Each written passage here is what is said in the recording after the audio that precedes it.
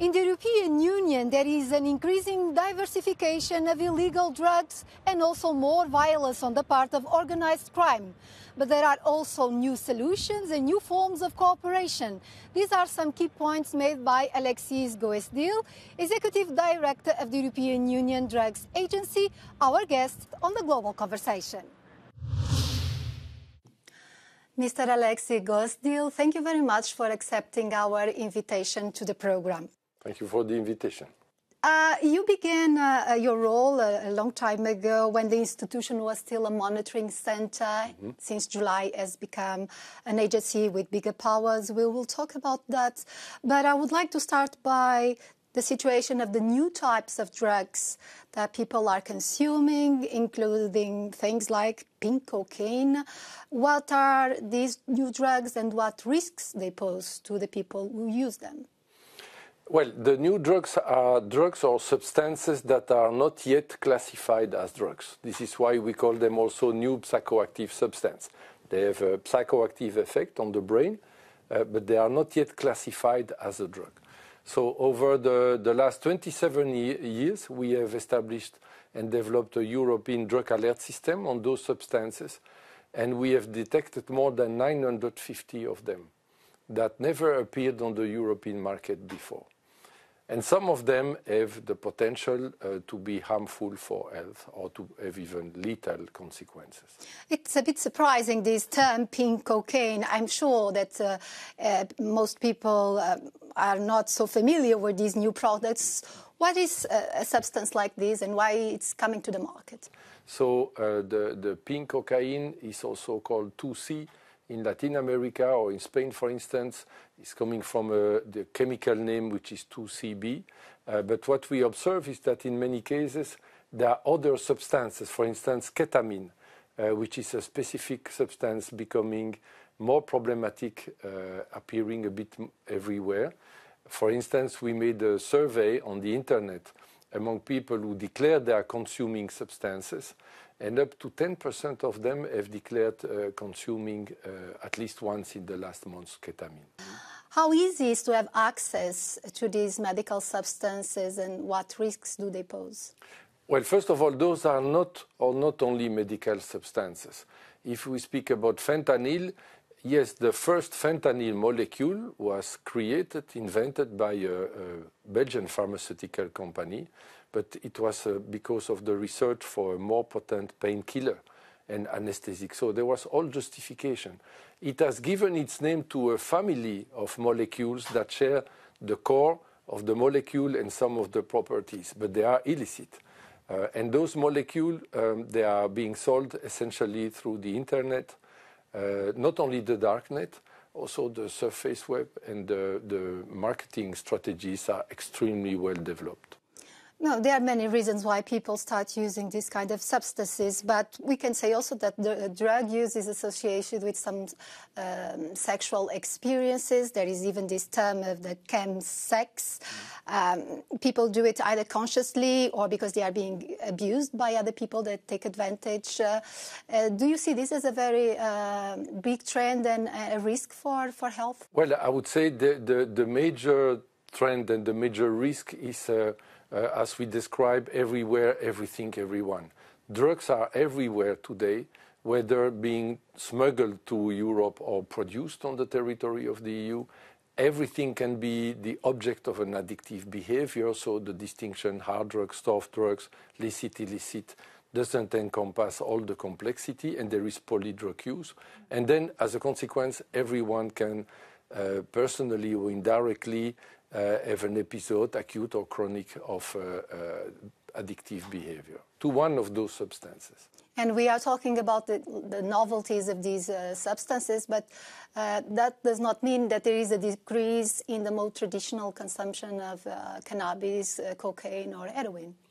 Actually, those new substances, they are not really widespread today. It's a market in perpetual movement. Cannabis and cannabis derivate is still the first substance being used in Europe. Cocaine is now much more widespread because of the surge, the huge increase in production and in availability. but also we see an increase in production of amphetamine, and as you mentioned, chemsex. Chemsex is the practice of using substances to sustain long sexual activity and having sexual intercourses with many partners, especially among males having sex with males. But what we see, and in that case, usually they can use, for instance, methamphetamine, which before was not very widespread in Europe. But what we see is that over time, there may be an extension of the population that is using these substances. So this means we have important risks and important problems and challenges, and we need also to be much more agile than what was the situation 20 or 30 years ago. And how those behaviors have also impact in associated diseases like HIV and other diseases? There are various categories of health-related harms or problems.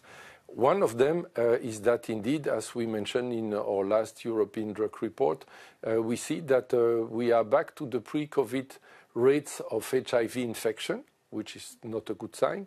In other areas, and also in the area of infectious diseases, there are studies showing that there is an increase in sexually transmitted diseases, and some of them becoming resistant to antibiotics and to therapy. So that's important for prevention policies, for national or European drugs policies, to have a more holistic approach and to try to address and anticipate also for those small groups of people initiating some practice that is not yet mainstream, that could become, but that potentially has serious harms or risk for health.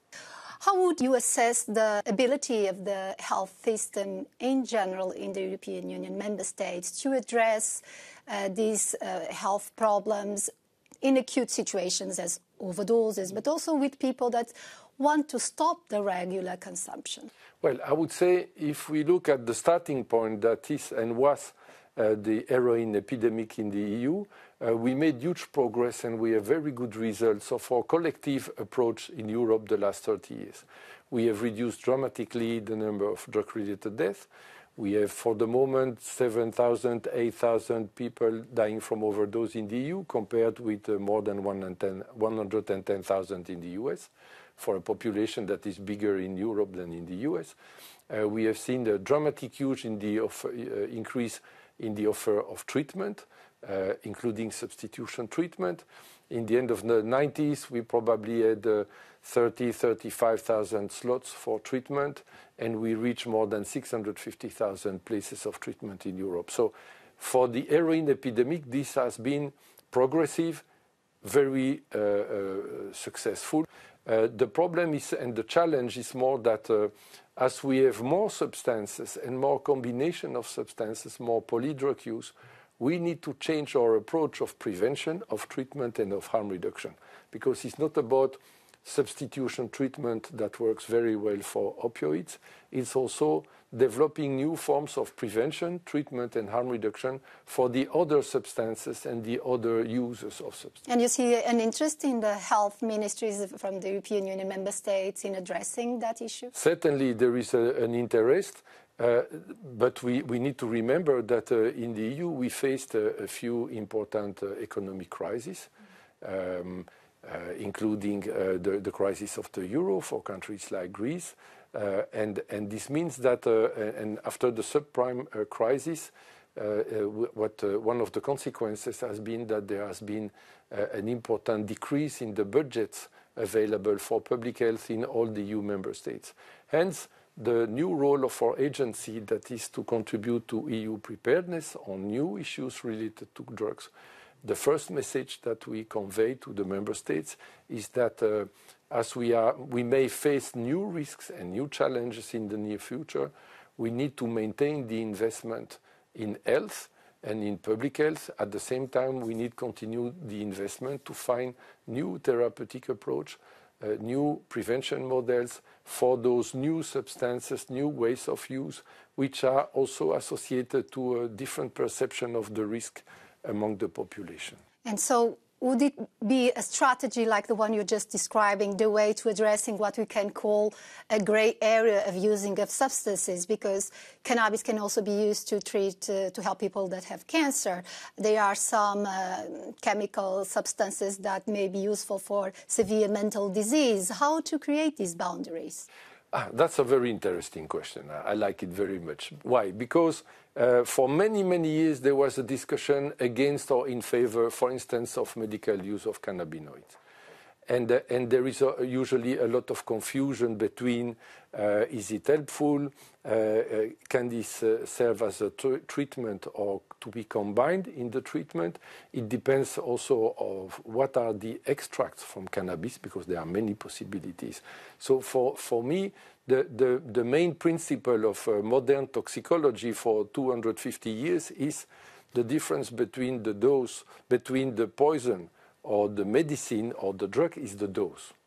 It's not the substance. So potentially, yes, we need more research, and we published a report on the medical use of cannabinoids.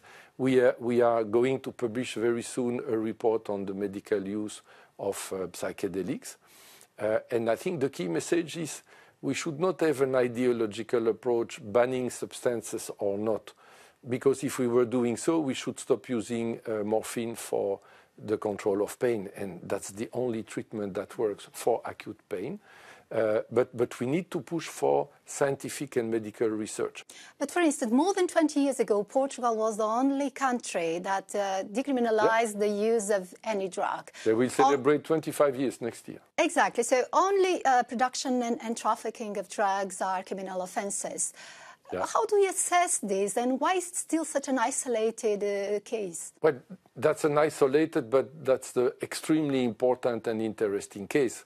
While 24 years ago there were people who were extremely strongly against and pretending that this would encourage people to use drugs, scientific evidence shows that it's not the case. Now, why is it that the other countries have not followed the same example? Well, first, it depends on the philosophy and the approach of each specific government, because drugs policy is a national competence, it's not a European competence. But what we observe is that still, over the last 25 years, there was a convergence between the member states to at least try to reduce and avoid for people only because they are using drugs to put them in jail, because there you create at the end more problem for them and for the society.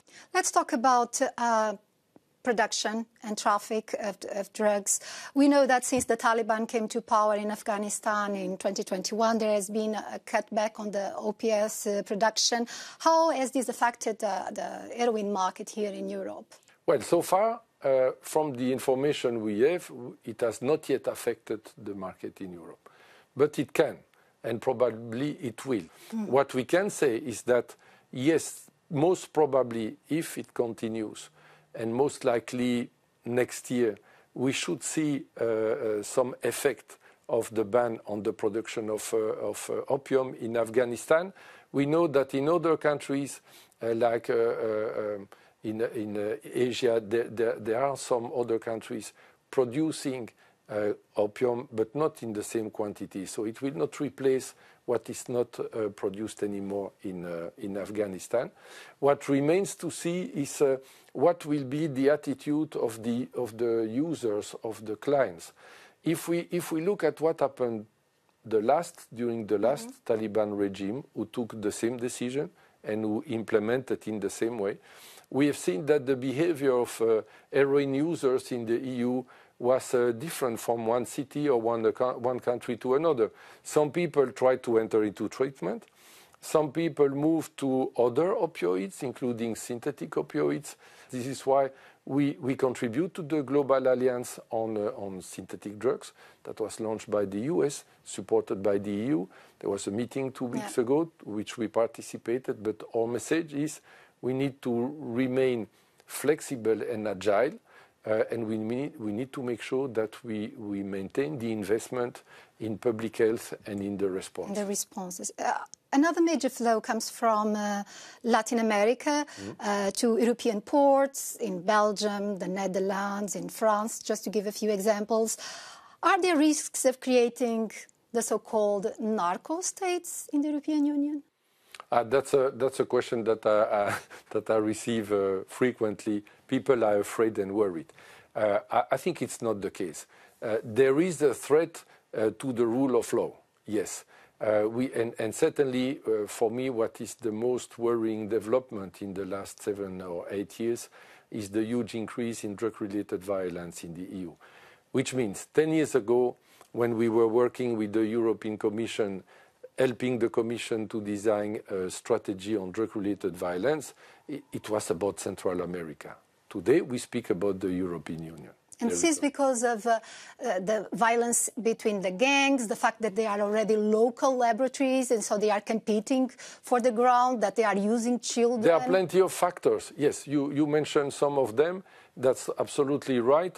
What I think we see today is also the result of an evolution that probably took 10 years, that was boosted, among other things, by the COVID pandemic, because now most of the drugs, they are coming through containers, which was not the case before.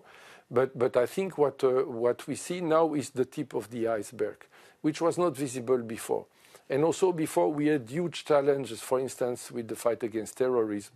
So this means probably we have not really seen the first signs that organized criminal groups were changing their way of organizing themselves. And what we see is that, unfortunately, now it's everywhere. It's almost every day, if not every day, every week in all the or most of the EU member states. And this is a threat for the rule of law, including in Belgium, there was a threat on the Minister of Justice. Exactly. Magistrates, yes. Ministers are being coerced. Or in the Netherlands, a lawyer was killed in the street, as well as a famous journalist.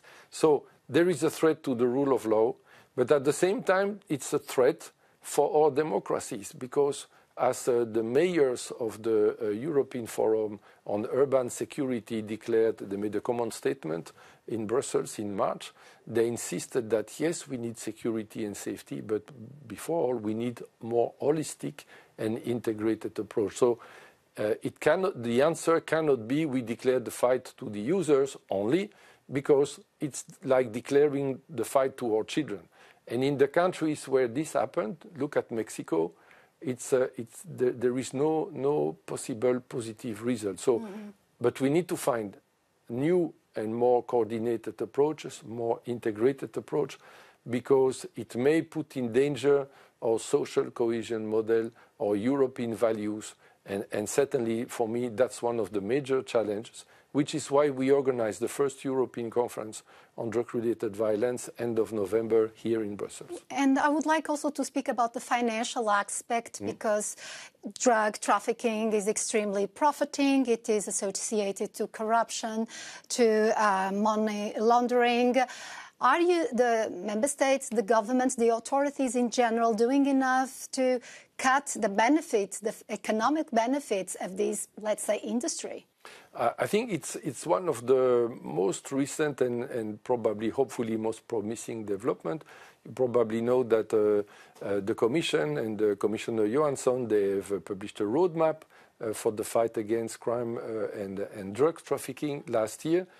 In that context, there are some initiatives that are ongoing, new plans, new programs, and in parallel, during the Belgian presidency of the EU, there was a new agency for the fight against money laundering.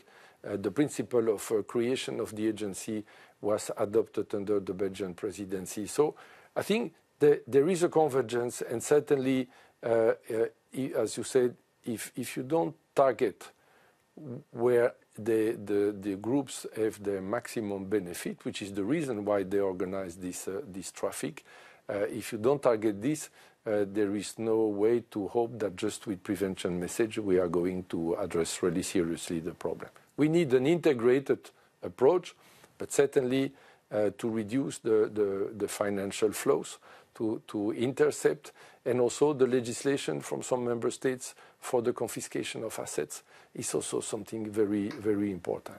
Wonderful. This is really an important and somehow fascinating topic, but I think we came to the end of our time in the program. Alexis Goosdeel, thank you very much for all the explanations you gave, and very good luck for the new agency challenges ahead. Thank you very much. Muito obrigado.